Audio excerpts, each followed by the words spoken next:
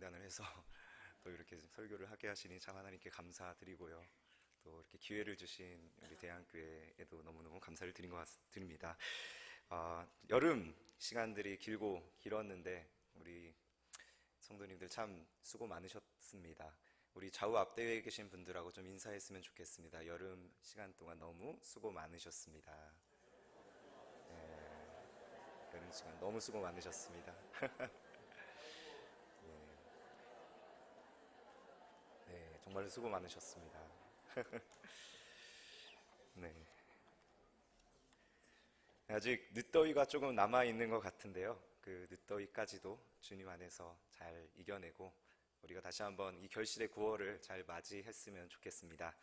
네, 오늘은 저희가 이제 청년부 여름사역 보고 예배로 이제 드리게 됩니다. 저희 청년들이 이후 순서에서는 베트남 비전 트립을 다녀온 친구들 그리고 국내 여름 수련회 다녀오신 친구들이 또 함께 나오셔서 함께 간증을 하는 시간들을 또 가지게 될 것인데요. 먼저 저희 청년부가 베트남 비전 트립을 다녀온 이야기를 잠깐 해드리고자 합니다. 8월 1일부터 5일까지 청년부가 베트남 하노이에서 제 비전 트립을 갖게 되었습니다. 저희가 이제 그곳에 갔을 때 노이바이 공항에 저희가 도착을 했을 때 김승봉 선교사님이 저희를 맞이해 주셨습니다. 여러분, 김승봉 선교사님께서 작년에 이제 2016년도 11월인가요? 12월인가요? 한번 저희 교회에 오셔서 제 말씀을 전해 주셨던 것을 제가 이제 한번 보게 되었는데요. 선교사님 사역이 어떤 사역을 하시는지 정말 궁금했습니다. 그래서 이제 그곳에서 우리 청년들이 어떤 사역을 주로 하게 됩니까? 이제 여쭤보니까 우리가 해야 될 사역은 한국어 사역을 이제 하게 될 것이다. 한국어 캠프를 우리가 이제 열어서 그곳에 있는 베트남 청년들과 함께 한국어를 나누고 소통하는 시간들을 갖게 될 것입니다. 라고 얘기를 듣게 되었습니다. 선교사님께서는 그 베트남 하노이 지역의 아우누리라고 하는 이제 어학원을 이제 몇몇 선교사님들과 함께 운영을 하고 계셨습니다. 그곳에서 이제 주변에 대학가들이 있는데요. 베트남 하노이의 중심 대학들이죠. 그 대학생들이 한국어를 이제 배우러 이제 방학 때가 되면 오는 거지요. 여러 가지 언어를 가르칩니다. 뭐 한국어도 가르치고요, 영어도 가르치고, 일본어, 중국어, 언어들을 다양하게 가르치지만 그 중에 제일 인기 있는 언어가 무엇일까요? 한국어예요. 우리 베트남 청년들이 가장 이제 인기 있어하고 또 가장 이제 친하게 지내고 싶어하는 사람들이 바로 한국인이라는 거죠. 그래서 이 한국인들과 함께 생활을 하고 한국인들과 함께 또 언어를 배우는 것을 굉장히 좋아한다고 이야기를 듣게 되었습니다.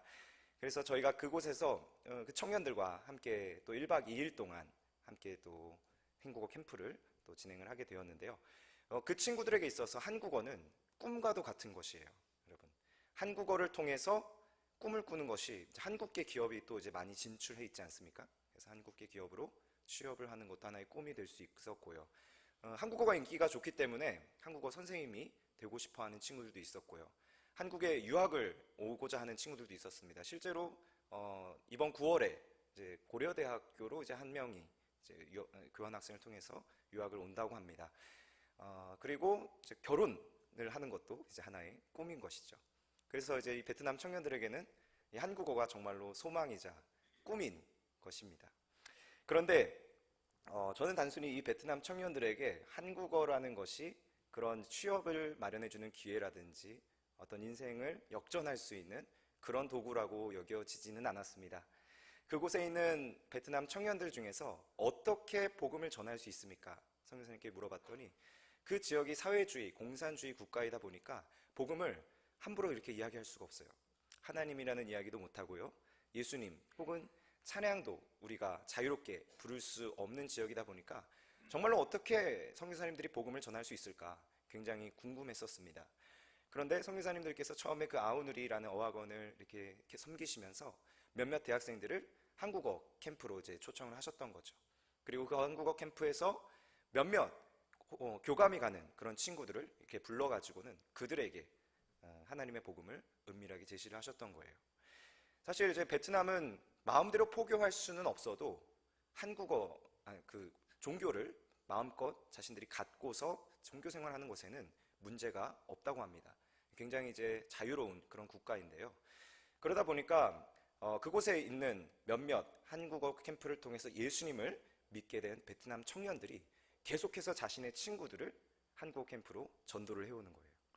그래서 학기가 끝나고 방학 때가 되면은 한 4번에서 많게는 5번, 6번의 한국어 캠프가 열릴 때마다 그때마다 많은 믿는 친구들이 믿지 않는 몇몇 친구들을 학원으로 전도를 해가지고 그들에게 한국어를 배움과 동시에 하나님의 사랑을 나누고 있는 것을 저희들이 볼 수가 있었습니다. 그곳에서 하나님이라는 이야기를 저희가 함부로 하지는 못했지만 그 친구들이 정말로 따스한 사랑을 가지고 저희들을 하나님의 마음으로 섬겨주었던 것을 우리가 기억할 수가 있게 되는 것 같습니다. 여러분, 이처럼 복음이라는 것은 하나님의 꿈입니다. 하나님의 꿈과 비전, 한 영혼이 예수님을 알지 못했던 한 영혼이 예수님을 알게 되고 그의 마음속에 정말로 소망을 갖고 다시 한번 일어설 수 있는 힘입니다. 그래서 방황했던 것을 청산하고 직선적인 삶을 살게 되는 그런 능력이 복음의 힘에 있다라고 저는 믿습니다. 그 청년들이 그 베트남의 한국어 캠프를 통해서 하나님을 온전히 믿을 수 있게 될 것이라고 저는 확신합니다. 또 우리 청년들이 8월 13일부터 15일 사이에 이제 여름 수련회로 강화도로 저희들이 다녀오게 되었는데요. 그쪽에 성지순례를 다녀오면서 강화도 선교 초기 선교사님들의 복음의 전파의 과정들을 저희들이 볼 수가 있었습니다. 그런데 그 선교사님들, 초기 우리 한국교회 선교사님들의 복음의 전파의 과정과 이 베트남 지역에서 우리 김승봉 선교사님을 비롯한 여러 선교사님들이 복음을 전파하는 그 맥락이 굉장히 비슷하구나, 굉장히 하나님께서 역사하시는 방법은 똑같구나라는 사실을 깨닫게 되었습니다. 1885년도에 조선과는 아무런 상관이 없는 그 미국의 아펜젤러 선교사님과 언더우드 선교사님이 우리 인천의 제물포항에 상륙을 하게 되셨죠. 여기까지는 저희가 너무너무 잘 알고 있는 역사였습니다. 그런데 어떻게 강화도 지역에 복음이 전해졌는지 그 이야기를 듣게 되면서 굉장히 하나님께서 이 과정 속에서도 역사하셨구나라는 사실을 저희들이 볼 수가 있었는데요. 그 제물포항에서 내립교회를 섬기셨던 언더우드 아펜젤러 선교사님께서 그곳에서 이제 몇몇 자신의 제자들을 데리고 오셨던 거예요. 특별히 이제 아펜젤러 감리교 선교사님이시죠. 아펜젤러 선교사님의 제자였던 존스 선교사님이 그 내립교회에서 사역을 하시면서 복음을 전하시다가 저 옆에 있는 강화도 땅을 꿈을 품게 되신 거예요. 강화도라는 땅을 우리가 한 번도 가보진 않았지만 그 땅에 하나님의 복음이 전해져야 될 영혼들이 있지 않을까. 그래서 이 존스 선교사님은 기도하셨어요. 이 강화도 지역에 하나님, 우리가 섬겨야 되고 복음을 전해야 될 지체들이 있습니까? 우리를 그곳으로 보내주세요. 그런데 그 땅은 당시만 해도 굉장히 폐쇄적인 땅이었습니다. 외국인들이 발을 들여놓을 수조차 없는 땅이었고요. 관리들이 외국인들이 들어오는 즉시로 강화도에서 추방을 시키는 상태에 있었습니다. 그러던 와중에 이 땅으로 어떻게 건너가서 복음을 전해야 될까? 이 존스 선교사님이 기도하시다가 이승환이라는 성도님을 만나게 되십니다. 이 이승환 성도님은 당시에 술집을 운영했던 사람이었어요. 술집을 운영하고 낮에는 노름을 하고 굉장히 문란하던 그런 사람이었죠. 근데 그런 사람에게 복음이 들어가니까 그가 예수님을 영접하게 되고 교회로 나오게 되었습니다.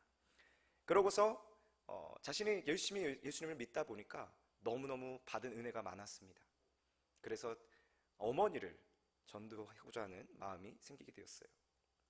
그래서 어머니가 어디에 계십니까? 존스 선교사님 물어보니까 어머니가 마침 강화도에 계신다는 거였어요. 그래서 그럼 그 강화도에 가서 어머니를 모시고 세례를 주자, 이렇게 얘기가 되었던 거죠.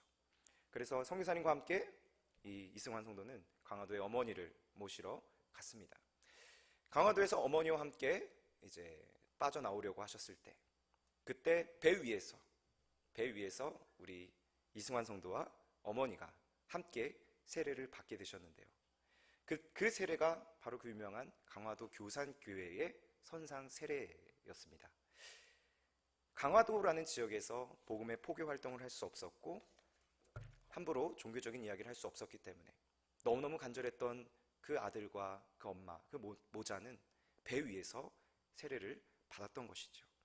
그 이후로 놀라운 부흥의 불씨들이 강화도에 일어나기 시작했습니다. 이승환 성도는 자신이 운영하던 술집을 문을 닫고요. 그리고 어머니를 모시고 자신의 집에서 예배를 드리기 시작했습니다. 그리고 그 예배를 시작으로 1893년 가을에 이명숙 전도사님을 저택으로 모시면서 그 교회가 강화도의 교산교회가 되었다라는 이야기를 듣게 되었습니다.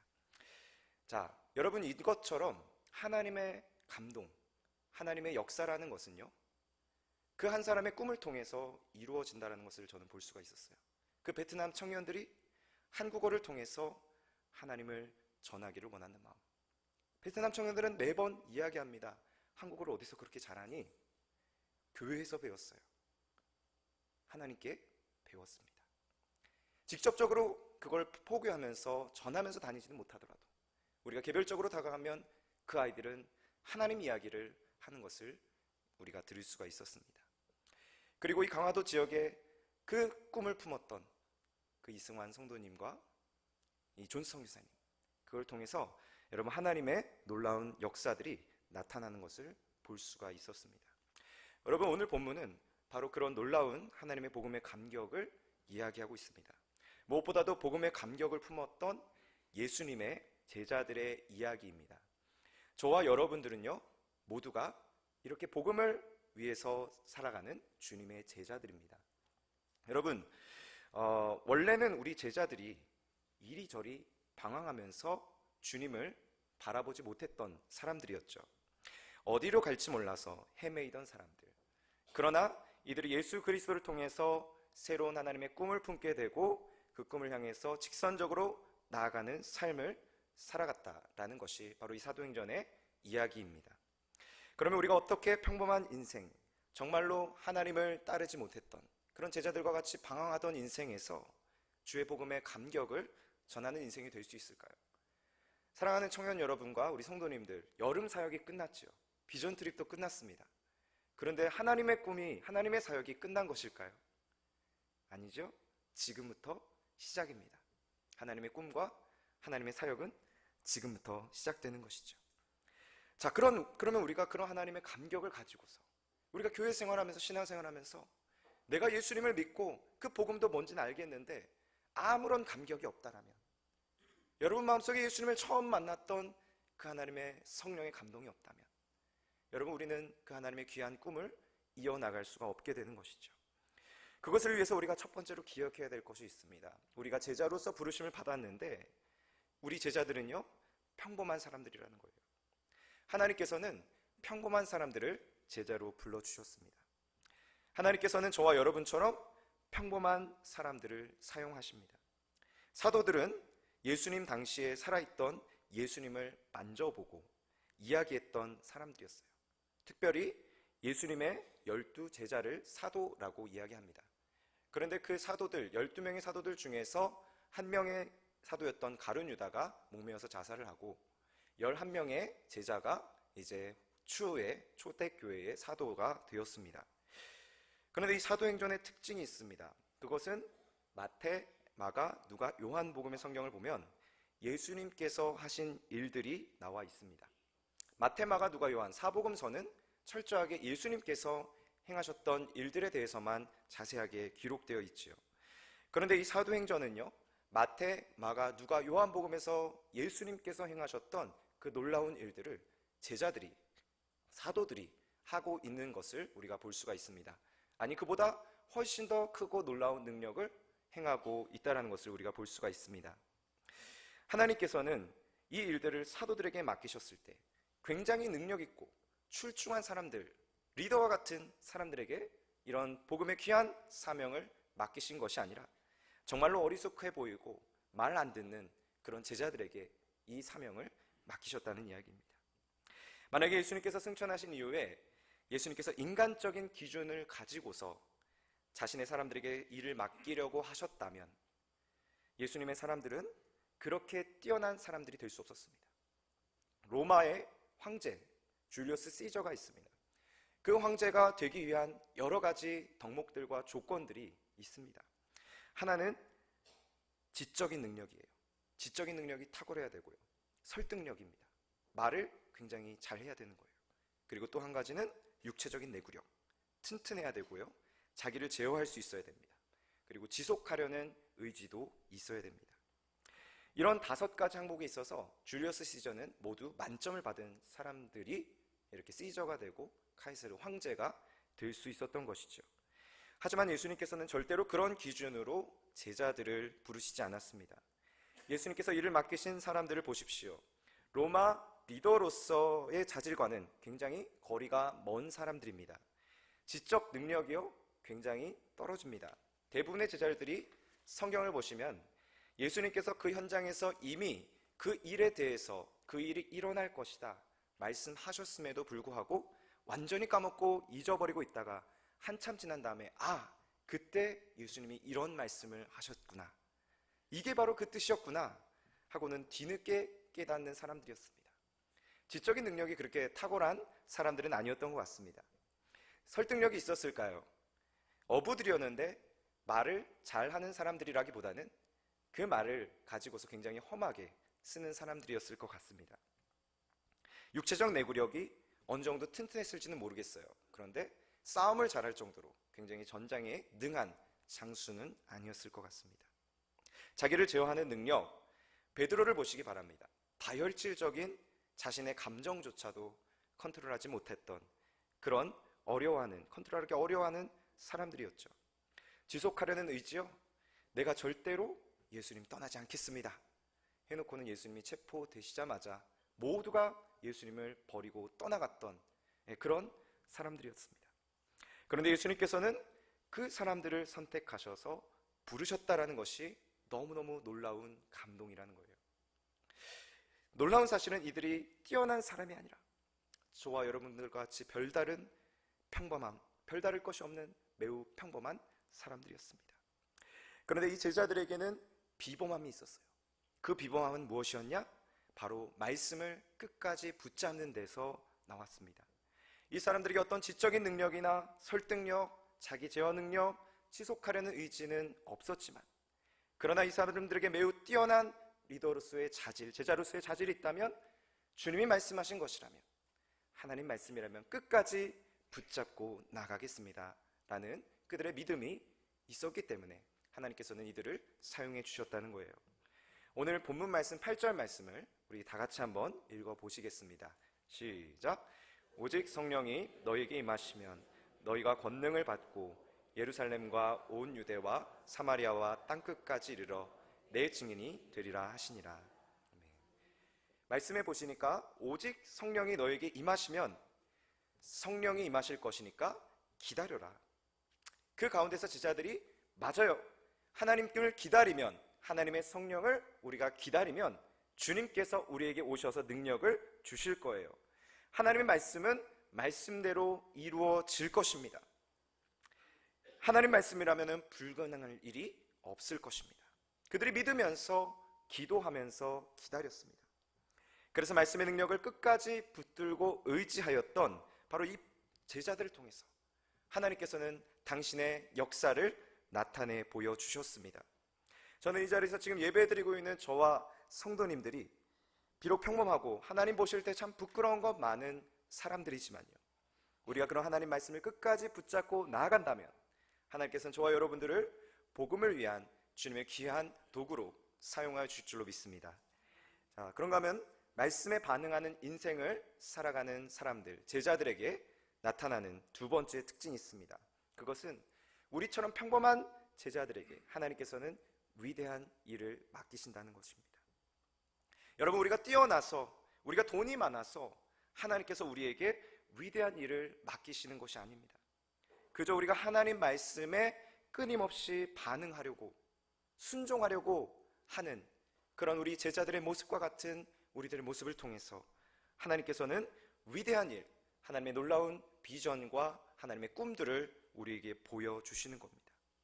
미국의 산업심리학자인 메슬로우라는 사람이 있는데요, 이 사람이 제시한 이론 중에서 5가지의 사람들의 욕구를 분석한 것이 있습니다. 굉장히 유명한 것인데요, 첫 번째 욕구, 인간의 첫 번째 욕구는 생리적 욕구입니다. 생리적 욕구. 우리가 다 여기에 있죠. 자고 싶고, 먹고 싶고, 화장실 가고 싶고, 좀 더 눕고 싶고, 다 생리적 욕구에 사실 많은 사람들이 있습니다. 우리 청소년 청년분들은 여기 한 가지 더 욕구가 있어요. 와이파이에 대한 욕구가 있어요. 어딜 가나 와이파이를 찾죠. 와이파이가 없으면 불안합니다. 다 우리 많은 사람들이 여기에 속해 있습니다. 그리고 안전의 욕구가 있어요. 안전의 욕구. 내가 안전해지고 싶고 뭔가 안정감을 누리고 싶고 내가 좀 더 보호받고 싶은 본능이죠. 그리고 애정의 욕구. 어딘가에 소속되어지고 싶고 내가 누군가에게 사랑받고 싶은 욕구입니다. 그리고 존중의 욕구가 있어요. 존중. 누군가가 나를 존중해주고 인정받았으면 좋겠다. 그리고 맨 마지막 단계의 욕구가 있는데요. 모든 사람이 이루고 싶고 성취하고 싶은 욕구가 있습니다. 그것은 자아실현의 욕구예요. 자아실현의 욕구. 자기 꿈을 이루고 싶어하는 욕구예요. 자신의 꿈, 여러분 어렸을 적에 꿈이 있으셨죠? 지금도 꿈을 꾸십니까? 지금도 꿈을 꾸십니까? 이렇게 물어보면 이제 많은 어르신들은 이제 꿈을 사실 굉장히 멀리 있는 것처럼 이제 생각하실 수가 있는데요. 사실 우리는 꿈꾸는 사람들이에요. 꿈꾸는 존재들이죠. 그런데 그 꿈을 이루고 싶어하는 것이 모든 사람들이 추구하는 욕구고 목적이라는 것이죠. 그런데 여기 하나 빠진 게 있어요. 뭐가 빠졌냐면은 사랑과 희생의 욕구가 사람들에게 있습니다. 내가 내 모든 꿈을 이룬 다음에 나의 희생과 나의 노력을 통해서 누군가를 행복하게 해주는 것, 누군가를 위로해주고 누군가를 세워주는 것, 그것이 사람이 할 수 있는 가장 높은 차원, 어려우면서도 가장 숭고한 욕구입니다. 그래서 여러분들 연예인들 중에서 굉장히 성공한 연예인들을 한번 보시기 바랍니다. 뭐 이영애 씨라든지 박진영 씨, 가수의 진우션의 선과 같은 그런 성공하신 연예인들을 보시면 이분들이 힐링 캠프 같은 곳에서 나와서 하시는 얘기들이 있어요. 그건 뭐냐면은 그렇게 많은 부와 성공을 누렸음에도 불구하고 여전히 마음속에 채워지지 않는 게 있다는 거예요. 여전히 그 많은 부와 성공이 나의 마음에 공허함을 채울 수가 없다고 이야기합니다. 그래서 많은 거액의 돈을 아프리카의 난민들을 위해서 이렇게 기부를 하기도 하고요. 밥퍼 공동체에서 밥을 퍼주는 자원봉사 활동을 하기도 하고요. 굉장히 많은 연예인들이 자신의 그 공허함을 채우기 위해서 자신의 성공을 다른 사람들과 함께 나누는 것을 볼 수가 있습니다. 이것이 사람에게 있어서 가장 숭고하고 높은 욕구입니다. 사람들은 착한 사람이든 나쁜 사람이든 누구나 이렇게 자신의 꿈을 이루고 나서 다른 이들을 위해 살고자 하는 욕구가 있습니다. 그런데 우리는 사실 그렇게 부유하지 않습니다. 여러분 부자이십니까? 여러분 부유하십니까? 물론 부유하신 분들도 계시겠습니다. 그렇지만 많은 경우 부유하지는 않은 것이 현실입니다. 자, 그러면 우리가 돈이 없어서 예수님을 전하지 못할까요? 우리가 부유하지 않아서 다른 사람들을 위해서 살지 못하는 것일까요? 예수님께서는 우리가 비록 가진 것은 많지 않아도 내가 성공해서 부유하지 않아도 저와 여러분과 같은 제자들을 마지막 사랑과 희생의 가치를 위해서 서로 돕고 위로하고 복음을 전하는 사람으로 불러주셨습니다. 이 꿈은 인간의 꿈이라기보다는 하나님의 꿈입니다. 하나님의 마음이지요. 본래 제자들은 이 욕구들 중에 가장 낮은 단계인 생리적 욕구에만 만족하는 사람들, 하루 벌고 하루 먹을 수밖에 없는 사람들이었습니다. 그런데 주님께서 이런 제자들을 들어서 다른 사람을 위해서 돕고 복음을 전하는 일꾼으로 부르십니다. 8절 말씀을 다시 한번 읽어보시겠습니다. 시작! 오직 성령이 너에게 임하시면 너희가 권능을 받고, 거기까지만 보시겠습니다. 오직 성령이 너에게 임하시면 너희가 권능을 받는다. 여러분, 권능이라는 단어가 나오는데요, 이 권능이라는 단어는 그리스어로 듀나미스라고 합니다. 능력이라는 뜻입니다. 그런데 이 단어의 어원이 영어의 어원으로 나온 것이 다이너마이트, 이 듀나미스를 어원으로 해서 영어 단어가 된 것이 다이너마이트입니다. 다이너마이트가 여러분 뭐죠? 폭발하는 폭발물이죠. 그러니까 이 하나님의 성령이 우리에게 임하시면 우리의 강팍하고 굉장히 딱딱했던 심령이 주님의 그 놀라운 뜨거운 사랑으로 녹아지는 거예요. 여러분, 하나님의 복음의 힘은 바로 여기에 있어요. 나는 그전까지는 굉장히 평범하고 굉장히 딱딱하고 굉장히 사랑이 없는 사람이었지만 그런 나에게 주님이 찾아오셔서 그런 나의 딱딱하고 굳어진 마음들, 강팍한 마음들을 주님의 사랑으로 녹여주시는 것. 그래서 하나님이 너무너무 감사하고 고맙고 그 사랑을 나만 알고 싶지 않고 누군가에게 전하고 싶어지는 것입니다. 사도행전에 보면 7번 정도 이 단어가 나옵니다. 언제 나오냐면 제자들이 기적을 일으킬 때마다 나옵니다. 이 이야기는 이들이 안진뱅이를 일으키고 기적을 일으킬 능력이 있었지만 진정한 권능은 꿈꿀 수 없었던 그들, 베트남에서는 한국어를 통해서 아이들이 꿈을 꾸었다면, 그 한국어가 하나님의 복음의 위로가 되었다면, 하나님께서는 이러한 복음의 도구를 통해서, 복음을 전하는 사람들의 입술을 통해서 많은 예수님을 믿지 못하는 사람들의 소망을 주셨던 것이죠. 이렇게 밑바닥의 소망을 잃은 채 어두운 삶을 살아갈 수밖에 없었던 나를 주님께서 만나 주셨습니다. 여러분, 그것이 복음의 능력입니다. 하나님께서 내 영혼을 만나 주셨다. 그 희망을 꿈꾸면서 아직도 우리 주변에 죽어가고 있고 방황하고 있는 사람들에게 주님의 사랑을 전해주는 것입니다. 물론 우리가 성경에 나와 있는 것처럼 바울이나 다른 여러 순교자들처럼 굉장히 헌신적이고 순교적인 삶을 살기는 어렵습니다. 바울은 너무너무 대단한 사람입니다. 전도를 나갔다가 돌에 맞아서 사람들이 죽은 줄로 알고 성 밖에다 내다 버렸는데 하나님 은혜로 거기서 기적같이 일어나서 다시 전도하러 간 사람. 여러분, 그런 삶을 살아가실 수 있겠습니까? 만약에 우리 청년들이 베트남으로, 강화도로 복음을 전하러 하나님의 은혜를 받으러 떠났는데 그곳의 주민들이 우리 청년들을 너무 싫어해서 돌로 치고 폭행을 했다고 칩시다. 그럼 피를 흘리면서 우리 청년들이 예수님을 그래도 믿으셔야 됩니다. 이렇게까지 이야기하는 거고 똑같은 거죠. 여러분, 우리는 그런 바울 같은 제자는 사실 거의 될 수 없습니다. 그러나 우리는요, 적어도 안드레와 같은 제자는 될 수가 있습니다. 여러분, 저는 성경에서 나오는 제자들 중에서 안드레가 있다는 사실에 굉장히 큰 위안을 받습니다. 안드레는 무엇을 한 사람이냐?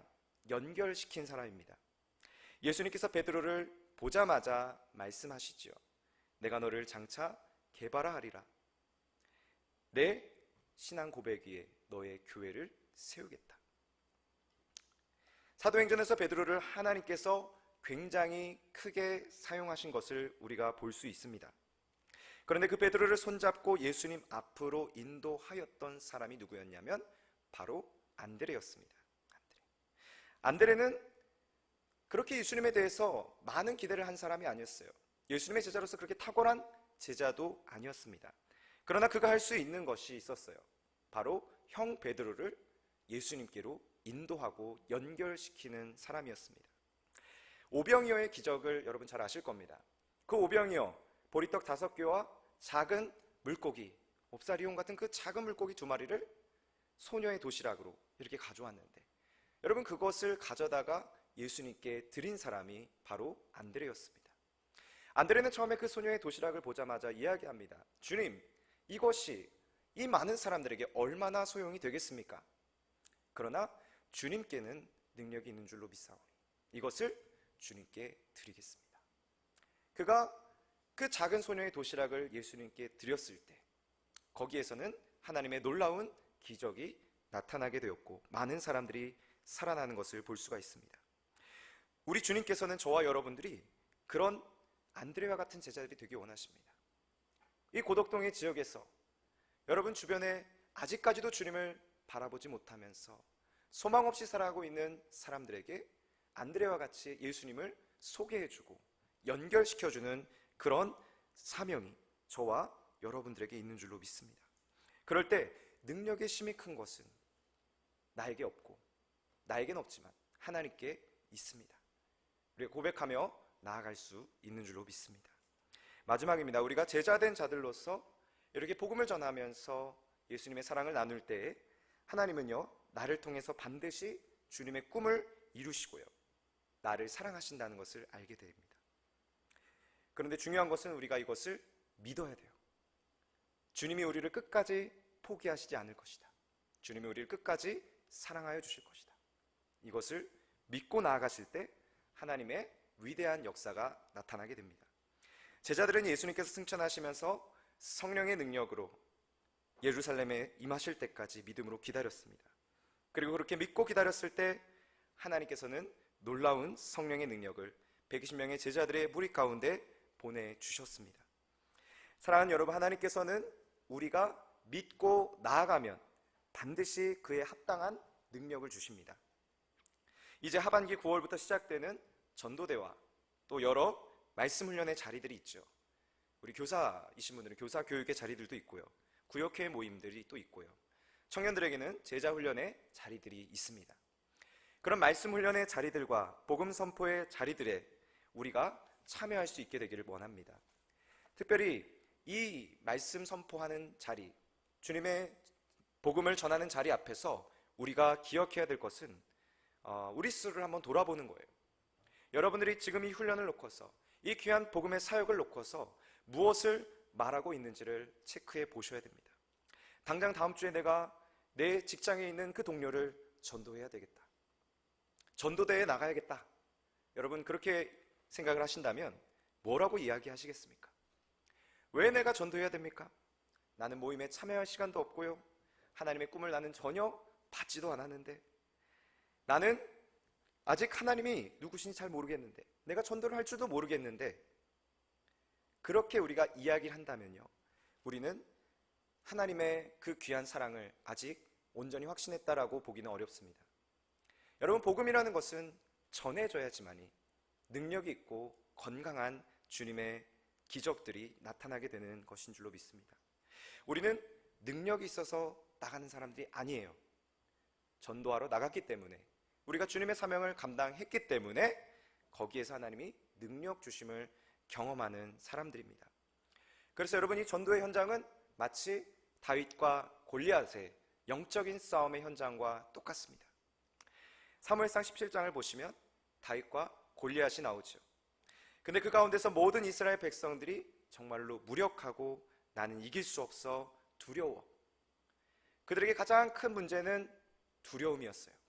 그들이 병사가 없어서, 그들의 신장이 작아서, 그들의 전략이 좋지 못해서가 아니라 그들이 가장 큰 두려움으로 휩싸여서 하나님을 바라보지 못한 것이 영적으로 병들어 있는 상황이었죠. 우리가 복음을 전하러 갈 때도 마찬가지입니다. 하나님, 이것은 내가 할 수 없습니다. 그러나 하나님께서는 이 일들을 친히 감당하여 주실 줄로 믿사오니 하나님, 이것을 통해서 하나님의 놀라운 꿈을 펼쳐 주시옵소서. 우리가 그렇게 믿고 나아갈 수 있는 귀한 주님의 자녀들이 되기를 바랍니다. 말씀을 마무리하겠습니다. 하나님께서는 이 귀한 여름의 시간 동안에 저와 여러분들을 주님의 제자로 사용하셨습니다. 여러분, 이제 하반기 또 가을의 시간들이 또 시작이 되는데요, 우리 청년들을 비롯해서 우리 모든 성도님들이 더욱더 하나님의 일꾼으로, 주님의 제자로서 더욱더 하나님의 귀한 복음의 사명을 잘 감당할 수 있는 저와 여러분들 될 수 있기를 간절히 바랍니다. 기도하겠습니다.